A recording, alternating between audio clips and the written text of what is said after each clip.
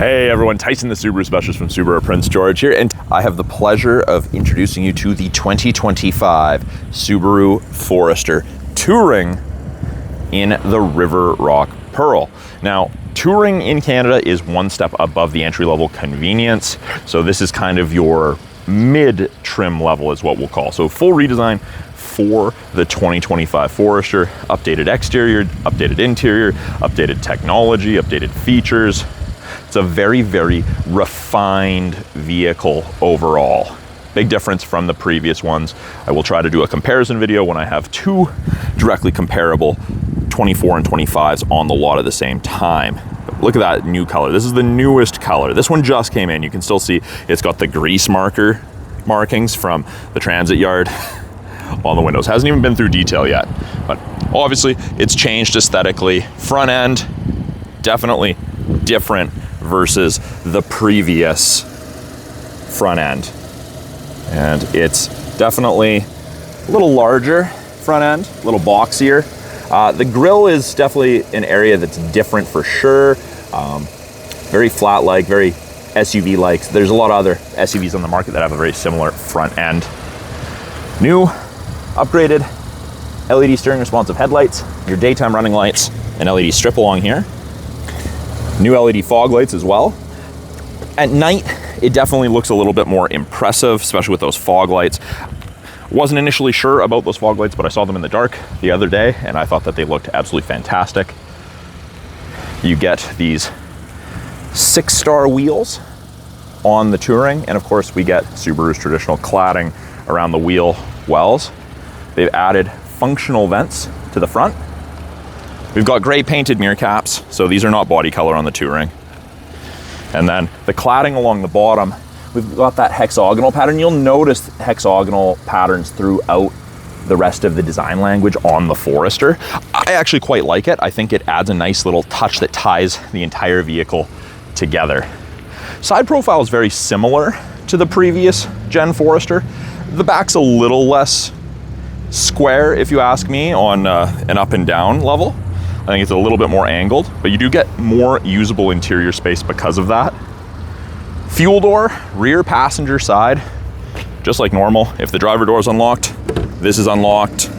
If it's unlocked, if it's locked, it's locked. If it's unlocked, it's unlocked. Easy to use. Regular unleaded, you can run 87. You don't need premium or anything like that. They moved the symmetrical all-wheel drive badge to the top here, which I don't mind at all. And then we've got these new tail lights. And you can kind of see hexagonal pattern in there, but I think it's a good looking tail light, brake light combo. I like it.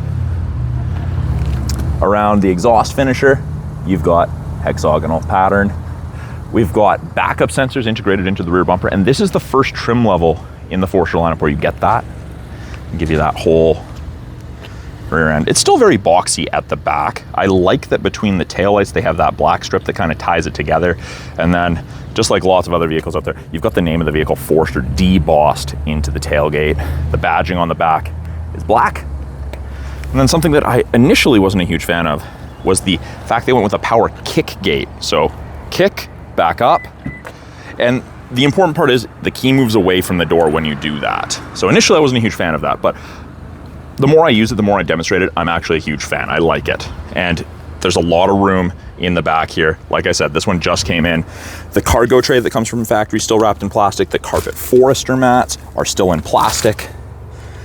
Privacy cover hides everything from the top of the seats down. And that can easily be stored underneath the false floor here. And it goes across there. We have a little bit of storage. We've got our tire underneath that. Owner's manuals are still in the back. We've got grocery bag hooks on either side. And we've got a 12-volt power point, keep everyone connected. Or, you know, portable cooler or something like that. Hard mount physical tie down, you get those in each corner. And you do get a few little Easter eggs like camping lanterns hidden throughout the Forester. Up top here, nice little touch, they've added Subaru. Got a little compass there. LED cargo light, even in the Touring. They've really stepped up the equipment that you get in each model, which is really nice. Now, I can pull down, I can close it, I can close and lock it when the vehicle's not running. I can use the key fob, I can do it from the driver door, or with the kick gate, kick motion, back up. It beeps several times, and then it lowers. Now, that's the part that makes sense to me. If it was just a kick gate to open and not a kick gate to close, I would not be a fan of it. But if you're grabbing something out of the back, you can still close the hatch. So it is growing on me, and I admittedly did not like it at first. Roof rails, regular style. We've got tie downs integrated front and rear. They're not the low profiles that you see on the Sport and the Premier. Same weight capacity, but you've got built-in tie downs, which is quite nice. Second row, as you would expect with all the Foresters, that tall roof line equates to a very, very tall roof line for passengers inside and a lot of leg room. Now, cloth is the premium black cloth. There's actually a little bit of blue mixed in that fabric. If you watched any of my Crosstrek videos, if you look at the Tourings, there's a little bit of green. You get the little bit of blue in this. The contrast stitching is blue. Fold down armrest with integrated cup holders in the Touring. We have vents out of the center console, in addition to underneath each front seat facing rearward to heat up and cool down the second row more effectively. USB A and C sockets for charging. And then on the backs of both front seats, we have 3 map back pockets, which are great. Seats are reclinable. And this is kind of hard to do one-handed. I'm gonna push and let go. And you can see it reclines a little bit. Don't get me wrong, it's not like you're reclined 100%. And then you can put it back up. Now to fold it, you can just pull on that tab and it goes down virtually flat. There's a little bit of an angle there. I'll show you that, guys, that at the end. I'll show you in the back what it looks like when it's popped open. And you've got all that storage. This is designed to be a textured step if you're loading something onto the roof rails. And the reason being is if you're standing on the tire, the tire's underneath it or like inside the fender, you're not gonna get as much of your foot on there. But I'm also at the very back of the rack system, roof rail system. I'll be leaning, could put myself in a precarious situation. The door card itself, soft touch armrest. It's kind of a rubber soft touch, which is nice. I actually quite like the texture, the feel. Got a little bit of storage along with a bottle holder. And then we have this little black slot, and that's what this extra side impact crash safety bar locks into, and that's designed to help reduce the chance of intrusion into the passenger cab in the event of a side collision. Child locks if you need those. Nice solid sounding doors, and it's something that I notice, they've really redesigned these door cups. I've heard some people refer to them as full door cups. I think it's quite cool. A lot of room for hands. You've got big hands, rings, you're probably less likely to scratch up the inside. Not completely impervious to it, but less likely to. Front door card looks very, very similar to that of the rear with the soft touch materials. Front 2 windows are auto, regular power windows for the rear, window lock, and then your power mirror adjustment. There's a little bit more storage down there along with the bottle holder, and of course more texture. You got the footprints there. Same seating material up front as it is in the second row, but the seats are completely different. These are the same seats that you find in the Crosstrek, and Subaru worked really hard. They did a lot of research, and these are designed to reduce fatigue over longer driving distances. So you're more relaxed, more rested at the end of a long day of driving, or you can drive for longer without becoming as fatigued.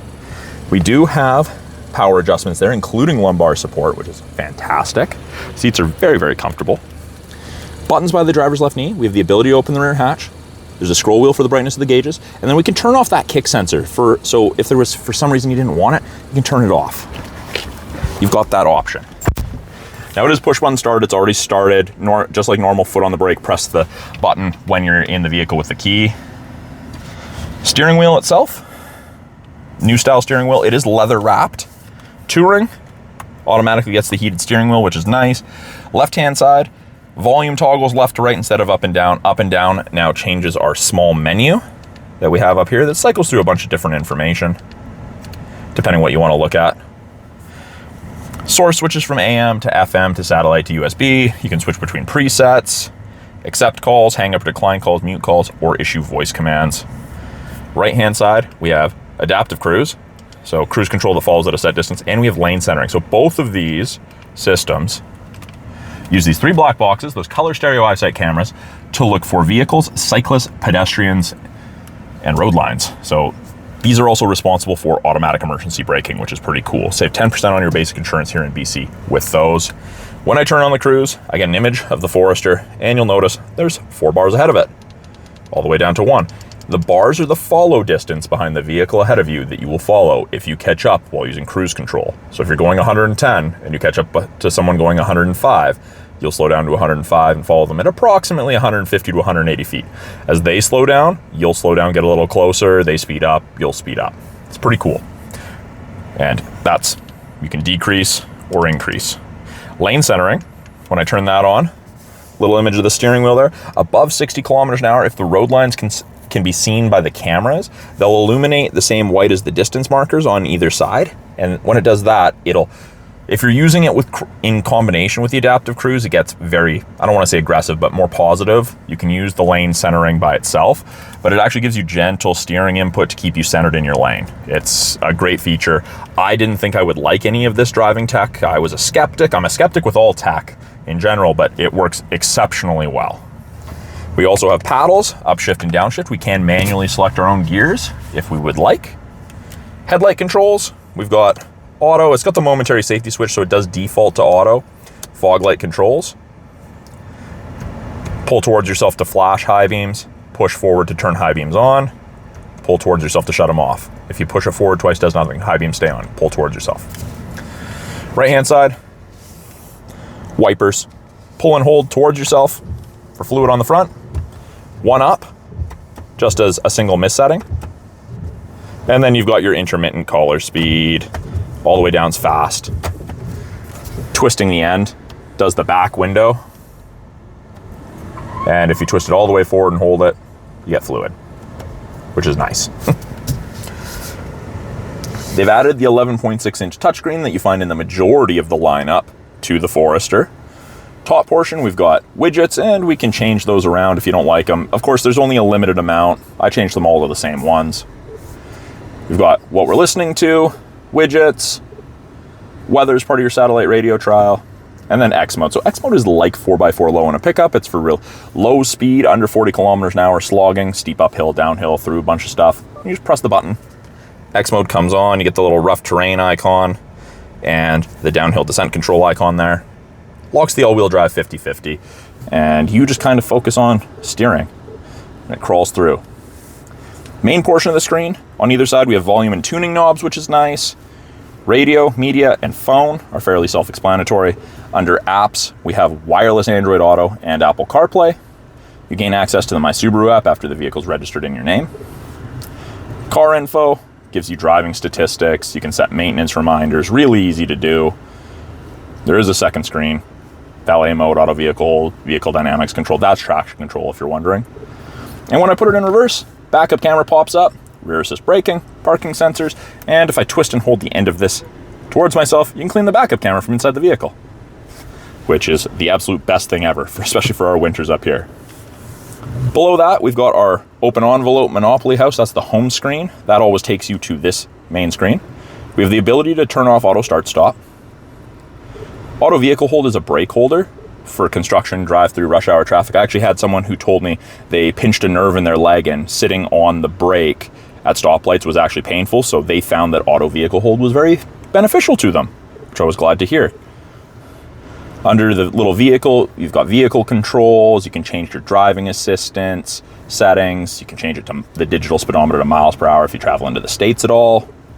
We have the ability to hook up to 5 phones through Bluetooth, and you can set driver profiles if you wanted. We have our climate controls at the bottom. We do still have physical buttons on either side, and it is dual zone, and it goes up or down in 0.5 degree increments. Or we click on the temperature, and we can click, we can drag, we can sync it back to driver controlled. We can control where we want our airflow, if we want AC on, recirc, max AC. And if I don't touch this for a while, if I make an adjustment, it just disappears after a little bit of non-input. I don't have to go and press that red X, which is nice. Fan strength buttons, they're hard to miss, they're nice and big. We can have it focus on just the front, the climate I mean, or we can have it focus on the entire cab. So better airflow, people in the rear will appreciate that. Heated seats, 3 stages of heated seats for both the driver and the passenger. Press and hold, and it'll shut off. Nice little secret there. You can turn off climate altogether if you'd like. Below that, 2 USBs, an auxiliary, and a 10-watt wireless charger. They've included the wireless charger in everything but the base model, and I think that is an absolutely phenomenal idea. The only problem I have with wireless chargers is I forget my phone on them because I'm not used to using them. That's my small gripe that I'll get over. Soft touch materials on either side, which is nice. So if you're resting your knee on this, whether you're driver or passenger, it's not hard, which I quite like. I do like this new center shifter area, and I really like the ergonomics of this shifter. You still grab on the front, press that button, but it's shaped nicely. It feels good in the hand. I've got average size hands, and I feel that it fits well. Of course, your mileage is going to vary. You've got drive, you've got manual mode. That's where you use the paddles to complete shift up and down. You're in complete control there. Behind that, park brake, you pull up to activate, foot on the brake and push down to deactivate. Offset cup holders, much like the Crosstrek. No drink raisers in these though. These are kind of medium height cup holders, I feel. They're not super deep, they're not super shallow. So it's kind of like Goldilocks, they're just right. Got our 12-volt power point. And more hexagonal pattern on the dash. Now, I really like the small touches like this, and I think it feels great. Not that you're gonna spend a whole bunch of time massaging the dash, but I think that it's nice that it's tactile. Soft-ish touch armrest. And there's a lot of storage in there. There's a place to run cords out of, but there's no power points in there, which is kind of, it's like the Crosstrek, it's kind of deceiving. I'm not sure the reason behind the cord ports when there's no power point, but I'm sure someone will chime in the comments and tell me how they found it beneficial. A little bit of storage down there, then that's rubberized. Then something I'm a huge fan of, this is my favorite feature ever, auto dimming rear view mirror. They've included that in everything but the base model. And you have the HomeLink system. You get the garage door opener built in, integrated compass. This is my favorite feature. I love this in any vehicle, especially cars though. That's phenomenal. Up top, SOS and roadside assistance buttons. That's part of your 3-year trial to the My Subaru connected services. LED map lights. We've got our sunroof controls.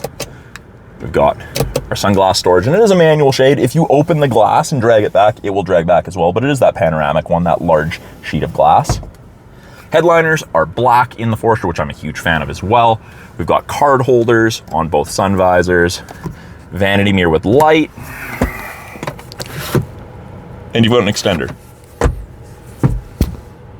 Now, I did say I was going to show you guys what the hatch looked like with those seats folded down, give you an idea how much storage is in it. It's quite a bit. See, I use the kick gate every chance I have. And the new tailgate, just as fast as the previous one, way faster than the gen previous to that. But these are just telescopic grab and push. That comes down, and we'll see how far. Yeah, I gotta not unrecline that front seat to give you the full idea. So it obviously depends how far back your seat is tilted or your seat is moved for those seats to go all the way down. But acres of room. Now, I don't have a tape measure on me, but I think that at sitting 6'2", I could camp in here comfortably myself. So I'll give you guys another 360-degree walk around of the 2025 Forester. Now, you will also notice the windows are larger on the 25 versus the 24. Amazing visibility. They have improved it, especially out of those third smaller windows that you get on most SUVs. Definitely improved on the Forester over the previous gen. Not that the previous gen was bad, they've just made it better. But yeah, this is in the new River Rock Pearl. That color looks, I don't think the camera's not doing it justice. You guys really should come down and check one out in person. Still powered by a 2.5 liter 4-cylinder boxer engine, 180 horsepower. It's a good mix of economy and power in the Foresters. So thank you for joining me for my quick walkthrough of the 2025 Subaru Forester Touring in the River Rock Pearl. I'm Tyson, the Subaru specialist from Subaru Prince George. If you guys have any questions about this car behind me, any of the tech in it, anything you saw that you'd like me to expand upon, please put it in the comments below. I love hearing from you guys. If you're in British Columbia or close to British Columbia, willing to travel, I would love to help you find your perfect Subaru. Please reach out and we'll see what we can do. Thanks for watching, guys. We'll talk soon.